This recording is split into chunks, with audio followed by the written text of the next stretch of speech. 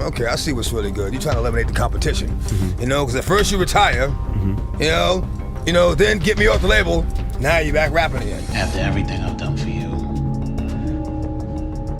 after always having your back, why wipe me out? After everything I've done for you, you gonna sit there with a life raft and watch me drown? After everything I did for you, you not gonna talk to me? Felt that JayZ, Beanie Sigel was the shit. Yeah, he was fire. And they would only let Beanie Sigel only sell so many records. This came from an executive. But Benny, they would you couldn't be bigger than JayZ on JayZ's label. The hip-hop streets are rumbling, and it's all eyes on Beanie Sigel. The former Roc-A-Fella artist just let loose in a no-holds-barred interview that's got the whole industry shook. He didn't just speak, he exposed. Sigel cracked open the vault on what really went down behind those platinum-plated doors while he was signed to one of the most iconic labels in rap history. And the timing couldn't be messier.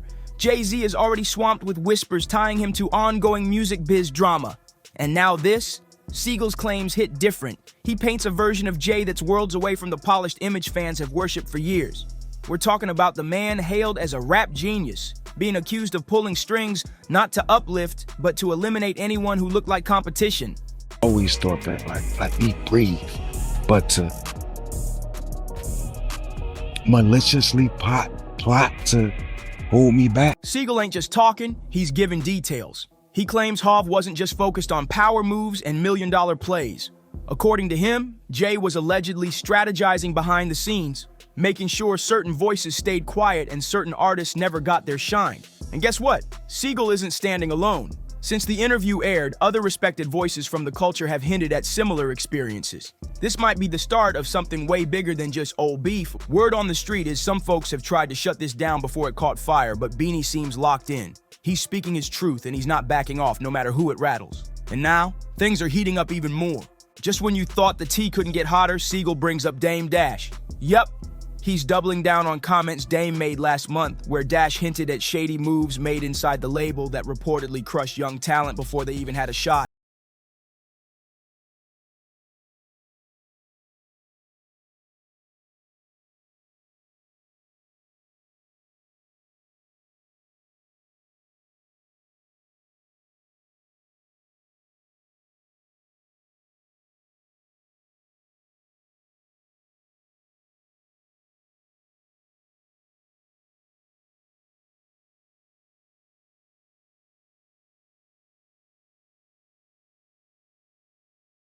Dame Dash had big dreams for Beanie Sigel. He saw him as the future of the rock, the next in line to carry the crown and push their empire into a new era. But according to both of them now, that dream got hijacked, and not by accident. Dame now admits that trusting the wrong leadership turned out to be a major mistake, one that cost them more than just money. What looked like mentorship from JayZ, Beanie says it was something way more twisted, a quiet, behind-the-scenes sabotage. For the first time, Sigel is owning up to ignoring Dame's real support while chasing Jay's glittery promises. Promises that now seem fake as ever. In his raw news statements, Beanie drops some serious clues. He points out how every single time his project started gaining heat, Jay just happened to drop a surprise release right on top of it. Coincidence? He's not buying it. Industry insiders have started piecing things together too, noticing that whenever Sigel had a wave building, something shady always popped up to slow it down. We're not talking theories here. This is coming from inside the circle. These new claims are lighting up major questions about who really pulls the strings in the music business and whether so-called loyalty in this game is just a flashy illusion. And Beanie ain't playing the victim either. He's standing on what's real. He admits he messed up, that his legal drama cost him chances. But he's also saying loud and clear, Jay's moves weren't just business. They were calculated. This wasn't about timing gone wrong. It was about control, about power. He's basically saying, even when I had the streets behind me, even when I was killing it, something always stepped in to hold me back. And now, we know exactly what or who that might have been. Dame actually came and got me when I got out of prison. And we was on a tour bus and they was interviewing me. And they asked me then and there on a bus. Now I'm just getting out of prison. Like he at the jail picked me up. And they posed that question that I was, or made the statement that I was going to be with Dame Dash Music Group. And I said then that I didn't want to make that choice. I believe if we had those conversations, I believe I would have rolled with them.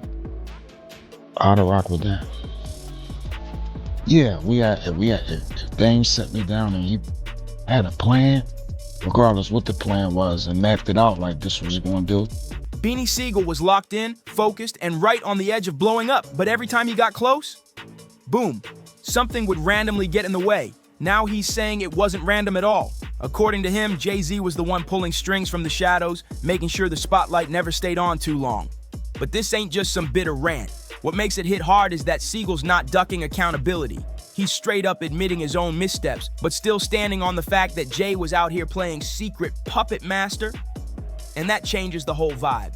When someone owns their past and still points the finger, it hits different. Makes you wonder what else was going on behind those closed doors at Roc-A-Fella. Let's keep it real. If Sigel's telling the truth, this flips the whole chess master narrative around Jay. He wasn't just making strategic moves against the competition. He might have been playing games with his own people. That ain't just business, and that's betrayal in a suit and tie.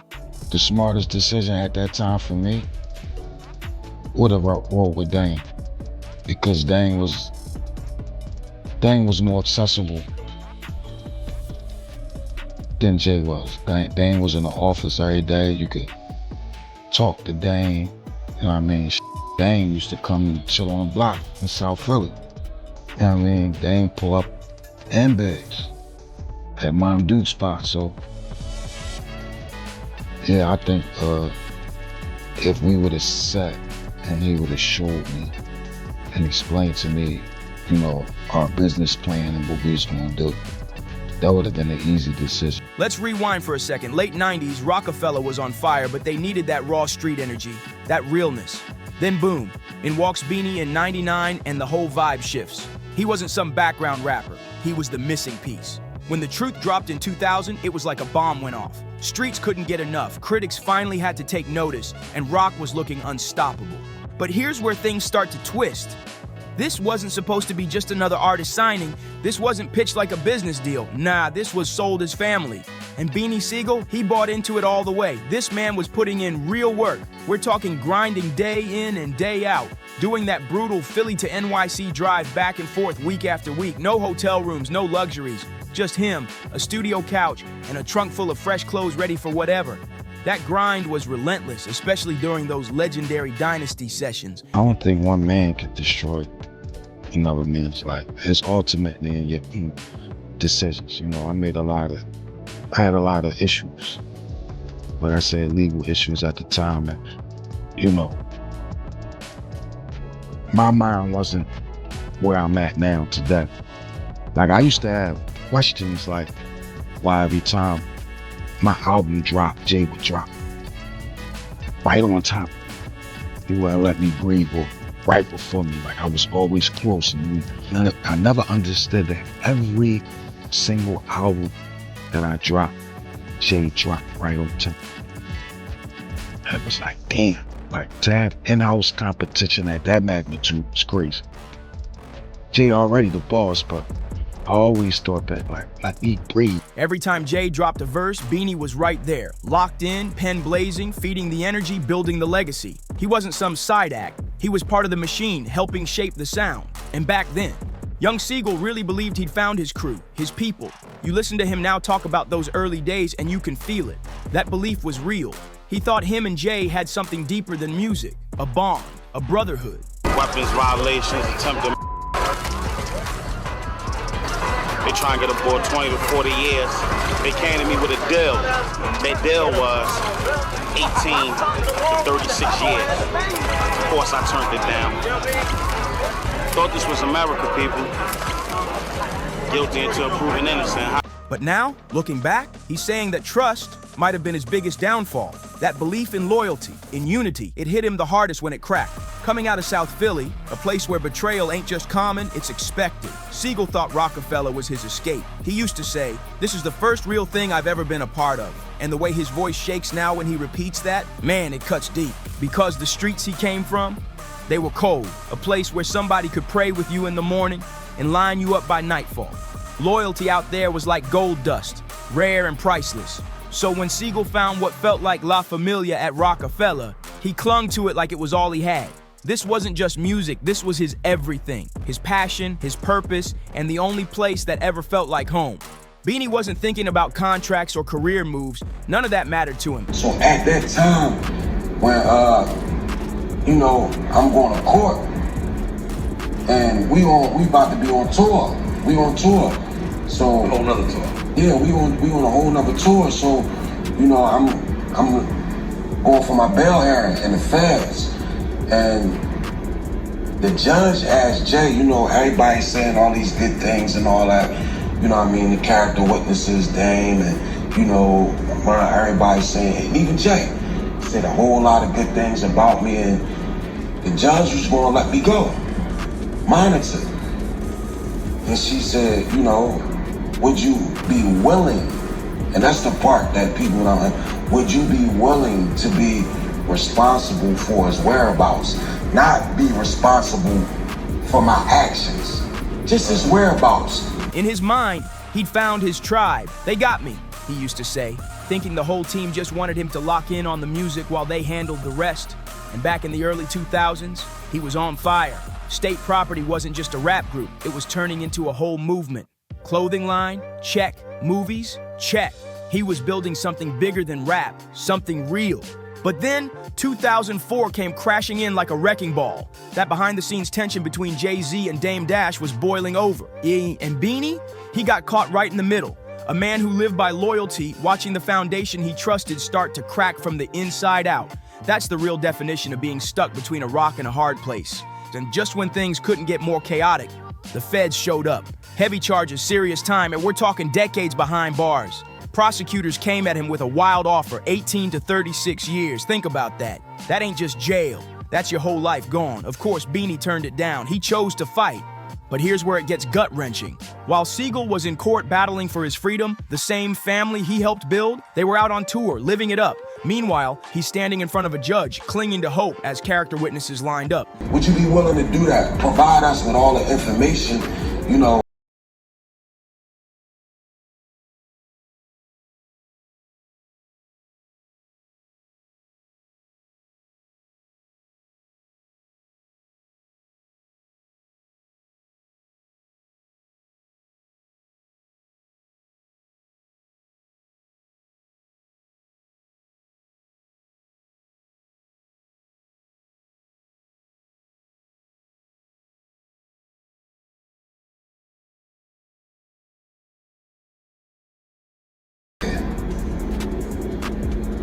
I'm in jail, I'm still tall, but what if I really needed to go? This was going to my mind. Like, get out of jail, you say? Like, yeah, like, bro, I had attempted. Dame spoke up, others vouched for him too. Even JayZ stepped up and said a few kind words. Things were looking up. The judge was actually considering letting Sigel out on house monitoring. It felt like maybe, just maybe, he'd catch a break. But then came the question, the one that changed everything. The judge turned to Jay and asked one simple thing. Would you be willing to just keep track of where he is, not be responsible for his actions, just know where he'll be? All the judge asked was for Jay to keep track of Beanie's schedule. That's it. Not take the fall, not cover for him, just let the court know where he'd be. After everything they'd been through, the music, the loyalty, the brotherhood, Jay looked down and said one cold word, no. When Beanie tells that story now, the pain still cuts through his voice like a blade. I've never been crushed like that, he says, and you can feel it. Just picture it. Sitting in court, chained up, staring at the man you saw as your brother, someone you went all in for, and he won't even lift a finger to help you breathe again. That no didn't just hurt, it shattered the whole La Familia fantasy right there in that courtroom. That was the moment Beanie realized the love he thought was real might have just been smoke and mirrors. And still, even behind bars, Sigel tried to handle business, tried to stay solid, tried to stay loyal. But deep down, his mind was spinning. And in the state, and the federal gun charge and all this, though, 40 years, it's over. This is what I'm facing, 40 years. What if in my mind, I'm thinking like, damn, what if I really need to roll? Be on a run and go. Like, I'm from like, this my man and I love him. If he skipped that. I'm getting my man, I'm getting him out by any means necessary. So for me to look him in his eyes and I'm shackled around the wrist, ankles and everything, and the man was like, oh. Like that was that I don't know, like that was that it took everything in me not to like let one go. Like that took away a lot of I thought that we had. Like that's big, bro. He's sitting there facing 40 years and he starts asking himself, what if the roles were reversed? And he already knew the answer. He wouldn't even hesitate. He'd ride out for Jay without thinking twice because that's just how Beanie was built. Now compare that to Dame Dash. Dame was pulling up to court before sunrise, dealing with busted tires and all, just to make sure his guy wasn't standing alone. That's loyalty you can feel. He's our brother, Dame kept saying. And the thing is, he meant it. Meanwhile, what's Jay doing?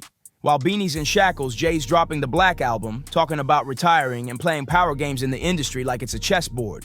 The contrast couldn't be louder if it screamed. In 2005, The Becoming drops and it's straight flames. One of Beanie's hardest projects, all recorded while he's in the middle of fighting the case of his life. But where was the support?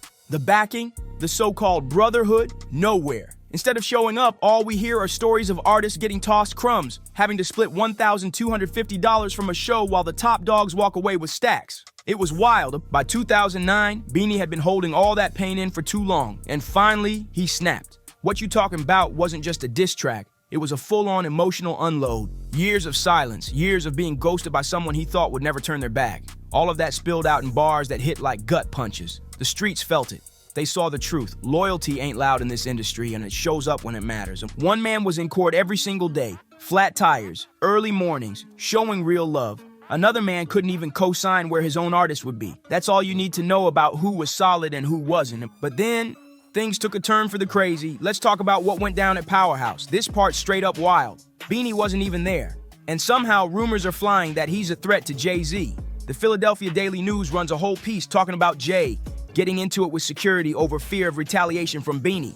They had K9 units patrolling the venue, security doubled up, the whole place on edge, all because of whispers from inside sources saying Beanie was gonna show up and cause trouble. Even boxing legend Bernard Hopkins, who was there that night, confirmed it. The energy was tense, the security was on high alert, and the name on everybody's lips was Beanie. You can still find the receipts.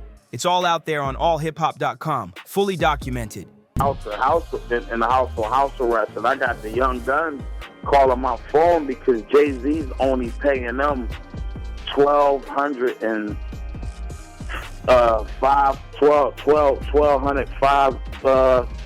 $50 or whatever it is, $1,200 a show, and they had to split it at the end of the day, like shows where we went on his was supposed to be promos, but checks, man, that he was making, but it was just that's us paying dues. It was a good look. So all the glitz and glamours wasn't like really what people seen. And just when you think it couldn't get messier, it does. Beanie pulls up to another event, and guess who rolls in? Gleek, one of Jay's people, deep with 5 bodyguards. They start pressing Beanie, trying to get him to walk to the back room to talk with Jay, but Beanie ain't falling for that. He's alone, and he's not about to walk into some setup with a squad of security waiting. He looks them dead in the face and says, "Big homie, don't me." Straight like that, no fear, just facts. Now here's where things hit a whole new level of shady. Jay finally gets asked about all this drama in an interview. Perfect chance to clear the air, right? Say something real? Nah, he dodges everything. Doesn't touch a single one of the actual events, doesn't mention the article, doesn't deny the security drama, nothing. Instead, he plays it off like Beanie's just bitter and ungrateful, and his big defense. Beanie had 2 Bentleys at the time. Like, seriously? That's the angle? Beanie's laying out detailed stories backed by dates, news reports, and witnesses, and Jay responds like, "Yeah, but I bought him cars." That's like being called out for betrayal and replying with, "But I gave you birthday gifts." Weak. And then Jay hits him with the numbers. 800,000 records sold, trying to make it sound like Beanie should just smile and stay silent. Classic deflection. He starts listing everything he gave Beanie. A record deal, a label, a clothing line. My question is, did Jay really call up them people? Just need to know to add them to the infested extermination list. Listen, before I even got there, to the building. You gotta understand this. It's all documented. This year's Powerhouse, Jay came last year. In the Philadelphia Daily News, the day after the Powerhouse, it had an article. And I didn't even go to the Powerhouse last year. It had an article in it. Inside sources say JayZ beats up security and threat that retaliation from Beanie Sigel for dropping him from the label. This was in the newspaper. It's in the paper. It's public record. Go. It's $20. You can search it and find it. It's public record. That was last year. So when I'm reading, it's like, damn, what the? But here's the thing. That's not the point. It ain't about what was given. It's about what was silently taken, the moves made behind the curtain, the opportunities that mysteriously vanished. This whole mess shines a brutal light on how shallow some industry relationships really are. JayZ thought tossing a Bentley or two could buy loyalty. Meanwhile, Beanie was looking for something real, a bond, a brotherhood. What we're seeing is a straight-up showdown, money versus principles. And when it comes down to it, it's clear who valued what. But here's the wild part. Jay's still got fans wrapped around his finger so tight they'll defend anything. The denial runs deep. One person on X fired off. These dudes get on interviews and just start lying. Nobody calls them out. JayZ changed that man's life, and just cause he won't take the blame for his own reckless choices, now he wants to act like Jay ruined his career. That's disgusting. Another chimed in, pointing right back to that courtroom moment. This all started because Jay refused to be responsible for Beanie's whereabouts while he was facing serious charges. Beans had a career, a family, and he threw it all away because he couldn't let go of the streets. He ignored Jay's advice, kept making bad choices, and now wants sympathy. And the criticism didn't stop there. They keep talking about betrayal. But look at what Beanie did. He turned on Jay publicly, dropped diss records, bad-mouthed him in interviews, and even linked up with 50 Cent, all to clown Jay and question his character. But not everyone's falling for the narrative. One fan clapped back with the timeline, pointing out that the only time Beanie's and Jay's albums dropped close together was during a 2-month gap. Still, others weren't letting Hov off the hook. One person wrote, "Yeah, but back in that era, you didn't just drop a song and move on. You worked on your music for months, sometimes years, and you pushed it hard. So, yeah, 2 months was a big deal. It did mess with the momentum." I mean, inside sources say. Right. Where that come from? I ain't never see the Powerhouse where they got boot cops walking around with canines and go on the internet, Google it. Bernard Hopkins was there. I didn't even know Bernard was there. Right. Go to allhiphop.com. He confirms it. So there you are, just like the song says. Yeah, because what happened was, I stood right in the, and because they made suites. When I came in the building, and people was going in the back and all that, where the dressing rooms was at. We was standing in the back, me and my peoples or whatever. Bleak come out with 5 bodyguards. What's up, C? No, what's going on? Damn, what's up? What you doing? Who back there, Jay? Come on, let's go back there. And you keep on moving the conversation. You don't want to go back there. Your bodyguard's there, and I don't got no, the pass. He was like, man, you need to come holler at the big hump. Man, dude, don't me. I ain't going back there. That's what I told him. Big homie, don't. So yeah, a 2-month gap mattered back then. That wasn't just a little delay. Back in the early 2000s, dropping around the same time as another big artist, that could step on your whole rollout. Today, it's all about same-day drops, but that's not how the game worked back then. And if you were coming up under a giant like Jay, that timing could make or break you. But let's pause. This ain't just a Beanie Sigel story anymore. This is where things really start heating up. It turns out Beanie's not the only one with a tale to tell. There's a whole lineup of legends who've called Jay out for similar moves. Let's talk about DMX. X dropped a bomb when he exposed how Jay played him behind the scenes. According to DMX, Jay's whole retirement back then, that was just a power move. First, Jay steps down, then he makes sure X gets booted off the label. Then, surprise, Jay unretires and jumps back in the spotlight. Too smooth to be coincidence, right? Then there's Dame Dash. We already know his story runs deep, but even Kanye West has hinted at shady business. Different voices, different stories, but the theme, it's always the same. Jay moving like a chess master, right? But not always with good intentions. And Beanie Sigel is complaining a lot these days. Well, he has a lot to complain about. I know. Not me. Well, actually, this morning I just got a brand new interview. It's half an hour long, and he's talking basically about you, about the company, about basically how you didn't push him as much as, let's say, 50 Cent pushed some of his boys. How do you feel about that? Well, Beanie Sigel at the time, and you can look it up if you like, but just to be honest, was driving 2 Bentleys. I don't know how.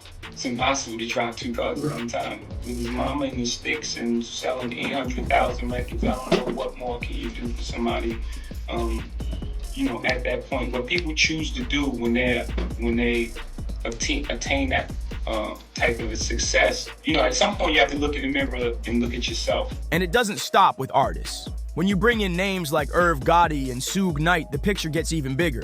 These were guys trying to create something major, a black-owned distribution powerhouse. That move could have changed the whole industry, but guess what? It never happened, got derailed, and guess who people are whispering about? Jay and his ties to key players like Lenore. See, when you zoom out and line up all these stories, it stops sounding like random drama. It starts looking like a blueprint, a pattern, a playbook. This whole piece with Suge Knight's vision, it shows exactly what was on the line and why some folks might have wanted it shut down fast. Suge wasn't just pushing another business move, he was aiming for something revolutionary, a full-on union for hip-hop artists. We're talking real benefits, well, healthcare, retirement plans, protection, all of it. At the 2002 West Coast Hip Hop Summit, he laid the blueprint out for everyone to see. And honestly, the plan was genius. Labels would front the union dues as part of the recording budget. Artists would simply repay it through sales, just like they already do with advances. Clean, simple, fair. It could have flipped the entire structure of the music industry and finally put artists in a position of power. But now here's where it starts tying into all this JayZ drama and those so-called chess moves we've been hearing about. You know, Beanie Sigel had a record deal, a record label, and a clothing line. I mean, it never went platinum, ever. I don't know in the history of rap has anyone done so much with so little. So I don't even know what more can you do for a person at that point. A record label, a record deal, that's known. A record label and a clothing line. So that's not pushing it. Most major names in the industry supported Suga's idea, but 2 powerful players weren't with it, and guess who they were? The same 2 names that keep surfacing whenever stories about artist sabotage come up, JayZ and Diddy. Now here's where it gets real wild and deep. There are alleged ties between these moves and federal connections. Word on the street is that Jay and Diddy might have used certain government ties to quietly shut the whole union plan down before it could even get off the ground. Diddy's supposed connection? People trace that all the way back to his father's rumored link to Frank Lucas.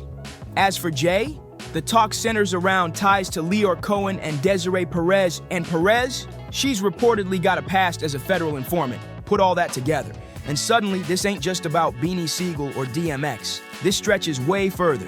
From Dame Dash's fallout to the union getting blocked, every piece fits into something way bigger than personal beef. So when Jaguar Wright starts dropping cryptic hints saying Jay might be the next domino after Diddy, you can't help but ask the question, just how deep does this power game really go? This ain't just about 1 or 2 artists getting played anymore. Nah, this is starting to look like a system, a setup, a carefully managed structure designed to keep control of the music industry locked down tight, making sure real power never lands in the hands of the artists. And suddenly, those Bentleys Jay brags about giving Beanie, they look real small compared to what artists could have had. Union protection, ownership of their masters, and actual independence. People want to have a union. How many people want to get together and say, okay, we're going to network. You got a deal at Universal and your points is too low. You got a deal at Universal and they got 100% of your publishing. You got a deal at Sony and you don't own your masters, but it's your artist. Now, I'm gonna tell you one other thing before you guys go. If you really want to know what's going on, it's real plain and simple. A lot of record companies tell you that at the end of the day, you have the right to buy your masters back. Think about it. Every time a major artist hits a wall, who do they run to? JayZ. But it's not just about him. It's about who he's connected to. And that's where Desiree Perez and the whole Roc Nation web comes into play. Look at the pattern. Lil Wayne finds himself in hot water, and suddenly Jay's in the mix. Meek Mill's fighting legal battles, and boom, Desiree Perez steps in. As the saying goes, if it walks like a duck. But here's where things get real deep. While folks are wondering if Jay might be next after all the heat coming down on Diddy, sources are flipping that whole idea on its head. Because according to what's being whispered now, Jay ain't next, because he was never the target. Why? Because he might allegedly be part of the system itself. One voice adding serious weight to these claims: Gene Deal, Diddy's former bodyguard. He's not just talking, he's pointing to actual paperwork. He says he saw documents at Bad Boy linking Diddy to Fed cooperation, and not just on random stuff. We're talking strategic moves that help shut down that potential black-owned distribution company we mentioned earlier. When Puff, Kurt Burrows, that's the other person that was with them, they go up to the feds with all this paperwork, you understand? And I mentioned this before, you understand? They not only talking about the extortion stuff, they talking about how they trying to be made to, and to have this what you call this promotion, this distribution thing. But here's the kicker. Multiple sources are now stepping up saying Jay might have been involved too. And these ain't just barbershop rumors. These stories are starting to line up with what insiders in the game have been whispering for years. And it's like all the puzzle pieces are finally snapping into place. And the full picture, it's way darker than most imagine. The real tragedy, according to these sources, is that these behind-the-scenes power plays didn't just affect a few individual artists. Nah, they say this is why New York rap lost its crown.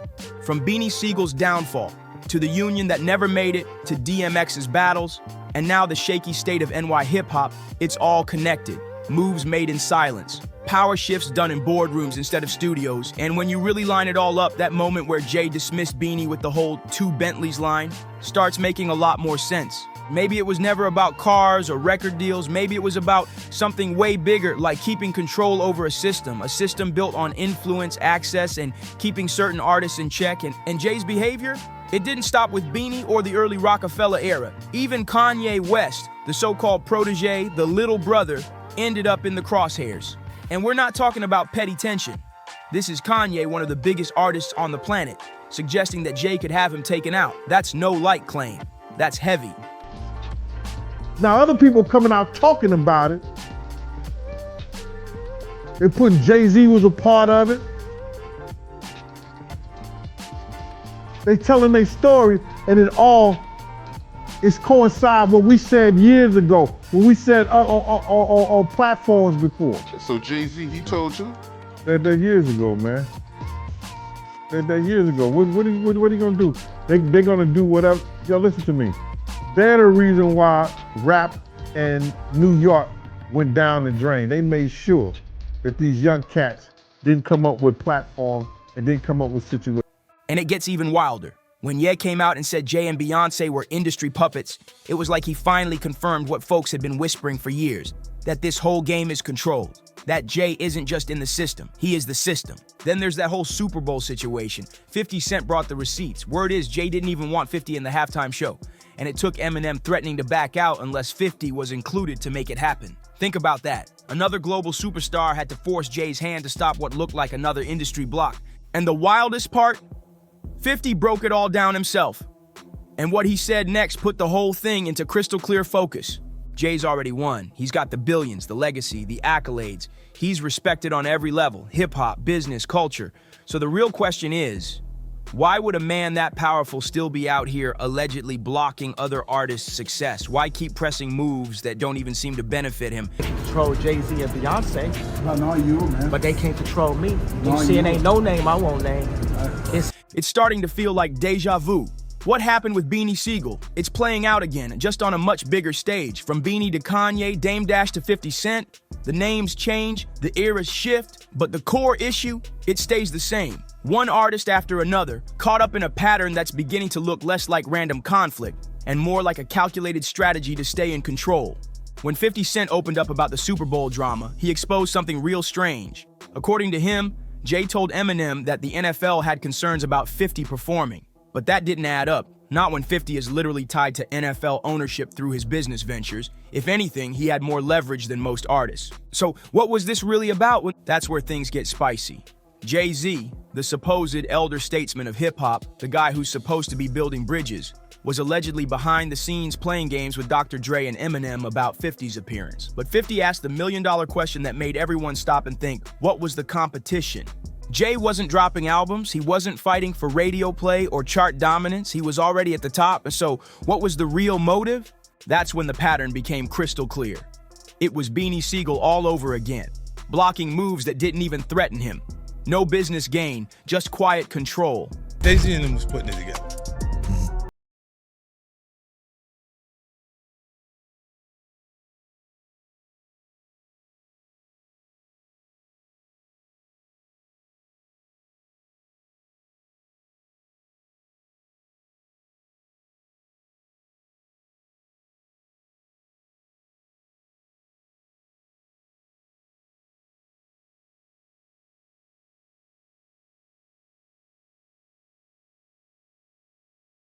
The beef turned corporate.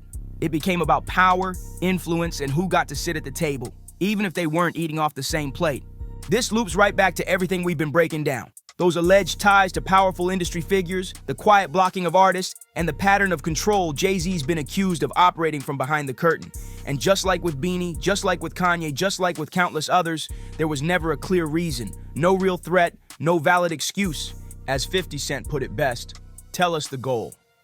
Because when you really look at it, this ain't competition anymore, it's looking like sabotage. And not the kind that comes from battle bars or rap beef. This was behind the scenes, strategic, and cold. 50 was spotlighting something the industry doesn't like to talk about. Back in the day, drama between artists was called bad blood. It stayed on wax until it didn't. But now, we're seeing something way deeper. Quiet moves from the top where real power lives, and that power, it's not about rap battles anymore, and it's about deciding who gets to win and who doesn't even get a chance. So the question keeps coming up. When you're already at the top like Jay, what are you really fighting for? That was the same question folks asked back in the Beanie era, and just when you thought the situation had peaked. This is why I was saying I knew what Boy was doing. Right. With the Super Bowl. Because he was doing like, yeah, go ahead. Doing some wild. Because he was saying that to Eminem that the NFL had the issue with me. And I'm like, well, what's the issue? Why don't I have an issue when I'm becoming a partner in the actual team? But they had an issue with my performance. Like, makes no sense. You know what I mean? I was gonna get to that later, but since we're here now.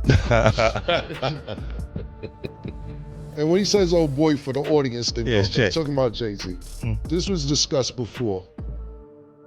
JayZ told Dr. Dre, just for people who's not up on this, or Eminem, that he didn't want you to perform part of that Super Bowl they had a couple years ago. Why do you think that is? Well, I just think, possibly. Not even threat. You know, I think it's just.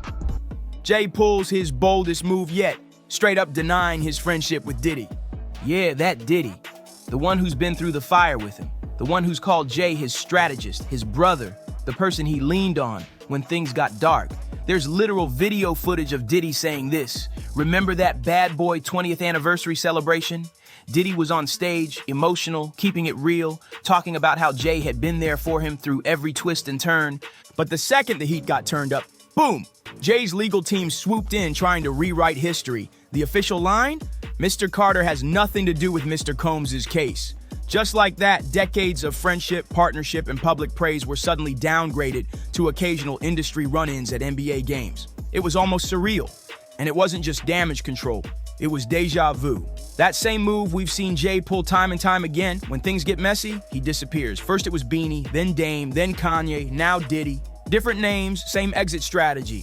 The stakes just keep getting higher, but the playbook hasn't changed. The irony hit hard.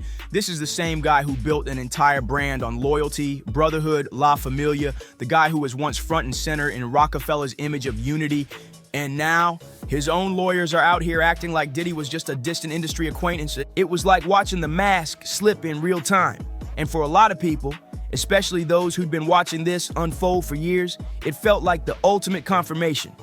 Everything Beanie Sigel, Dame Dash, and others had warned about, suddenly, it all made sense. Because that cold legal statement wasn't just a technical denial, it was a full-on attempt to erase history. Forget all the interviews, videos, stage moments, business ventures. Jay's lawyers basically tried to act like none of it mattered, like none of it ever happened. He doesn't know anything about the charges or allegations. Boom, ice cold, the ultimate brush off. But this went beyond Diddy. Beanie's words from years ago suddenly hit way harder. This wasn't just a one-off story. It was a pattern, one that had repeated over and over again. From Beanie Sigel to Dame Dash, from Kanye West to Diddy, the story barely changed. It's like clockwork. Get close to Jay, help him build something iconic, become part of the rise, and then, the moment it stops serving his interest, you get iced out, quietly, strategically. When you take the competition from, like, our culture's competitive, man. It is, but I think when it goes past the music itself to blocking things in business, then I don't understand that. Like right now, he's not even competing for a slot. You don't have a new song out that he want to be on the top 10 or top 5, and you still compete. So that makes sense. Like, what are we competing for? So what's the goal? Like this even like a lot of the competitive stuff, or what we would call it beef, right? It changed. That terminology changed when it's Biggie and Tupac, because we start saying the things that people would say that cause beef in the environment. When before that, they called it bad. Because that's what it is until it turns into some street. So when you're not competing for those things anymore, you start looking and you're going, so what was the problem? You can't exactly remember what the problem was. That's what went through with you. Looking back now, Beanie's story wasn't just about one rapper feeling betrayed. It was a red flag, a warning, a preview of what was coming. At the time, people thought it was just personal beef, but it was the early blueprint of a pattern that's now impossible to ignore. Here was a man who rapped endlessly about loyalty, brotherhood, and riding for his people. Yet, behind the scenes, he was reportedly flipping the script whenever things got inconvenient. And the proof? It's all there. Beanie left hanging during court battles. Dame pushed out of Rockefeller like he never helped build it. Kanye turned from little brother to outcast. And now Diddy, reduced to some industry peer after years of public brotherhood. The pattern, cold, consistent, and loud. At this point, Beanie's biggest legacy might not just be his music, it might be the fact that he was the first to sound the alarm, the first one bold enough to call it what it was. And now, all these years later, his voice hits harder than ever, because nothing's changed, only the stakes got bigger. Now comes the most controversial part. Whispers are surfacing that Jay's behind-the-scenes tactics didn't stop at the male artists. Word is, he's been allegedly running the same quiet power plays to protect Beyoncé's position in the industry. Think about it. How many promising female artists seem to vanish after catching fire? Projects stalled, features pulled, album rollouts frozen mid-motion. According to insiders, when a woman starts building too much buzz, especially near that upper tier of fame, things start shifting behind the scenes. It's giving Beanie Sigel deja vu. Only now, it's not just male artists feeling the heat, it's female talent too. Word on the inside? That same alleged blueprint Jay used to quietly shut down rising stars is now being used to protect Beyoncé's crown. Up-and-coming women get welcomed in, given just enough spotlight to spark interest, and then suddenly things shift. Features disappear, rollouts freeze, labels go quiet. Sound familiar? Sources say some of the most promising collaborations with female stars magically never drop. Some artists get co-signed, start blowing up, then vanish from the charts without explanation. And the common thread? They got too close to Jay and Bey's inner circle, and it's the same exact pattern we saw with Jay and his former protégés. Beanie, Kanye, 50, Dame. But now the target's changed. Same silent moves, same power structure, just a different level. And here's the wildest part. Beyoncé's already at the top, a global icon, awards, accolades, respect from every corner of the industry. But according to insiders, that still ain't enough. The game behind the scenes is about more than fame. It's about full control, no threats, no equals. Just like Jay's moves with Beanie didn't make sense at the time, now with this bigger picture in focus, it all adds up. It's not about songs anymore. It's about protecting the throne. And that throne, it looks like it's guarded with strategy, silence, and behind-the-scenes plays that most fans never even see coming. So, what do you think? Is this just coincidence? Or is there something much bigger going on in the music industry? Drop your thoughts in the comments and I want to hear what you think. Don't forget to like, subscribe, and hit that bell so you never miss a drop. I post deep dives like this every week, exposing the real stories behind your favorite stars. See you in the next one.